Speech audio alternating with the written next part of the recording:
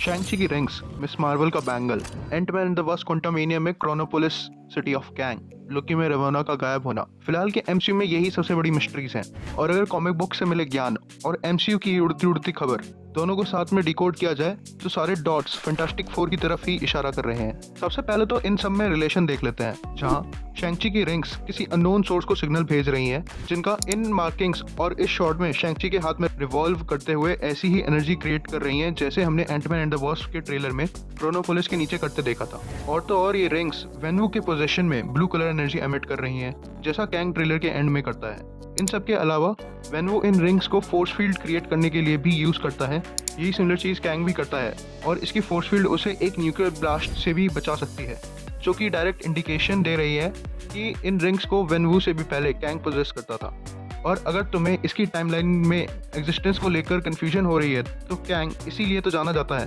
But आगे चलकर तुम्हारी ये कंफ्यूजन भी दूर हो जाएगी।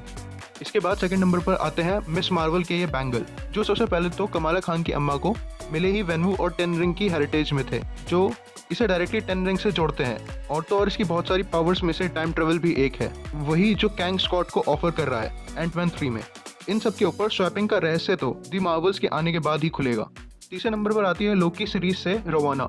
जो कॉमिक्स के अकॉर्डिंग कैंग की लव इंटरेस्ट थी। और कैंग द कॉन्करर के इशू नंबर 2 में ये कॉन्शो की अवतार एके मून नाइट भी होती है, जो यंग कैंग की मदद करती है उसी के एक वेरिएंट फेरो रामाटोट को डीथ्रोन करने में। बट यह एमसीयू में ये कैंग के superior variant he who remains के ऑर्डर को फॉलो कर रही है, जिसने अभी के एमसीयू को ऐसे सेटअप किया है कि वो ही फिर से खुद यहाँ आ सके। खैर, चौथे नंबर पे आती है फैंटास्टिक फोर के प्लॉट से आने वाली ये न्यूज़, जिसके अकॉर्डिंग इस मूवी का विलन भी कैंग का ही एक वेरिएंट फेरो रामाटोट होने वाला है। जिसके बाद सारे डॉट्स कनेक्ट होते हैं और स्टोरी कुछ ऐसे कंक्लूड होती है कि Ant-Man and the Wasp Quantumania में दिखने वाला कैंग अपने मिशन में सक्सेस तो हो जाएगा, बट टाइम में पीछे जाकर इजिप्ट में ही फंस जाएगा और वहाँ ये बनेगा रामाटोट,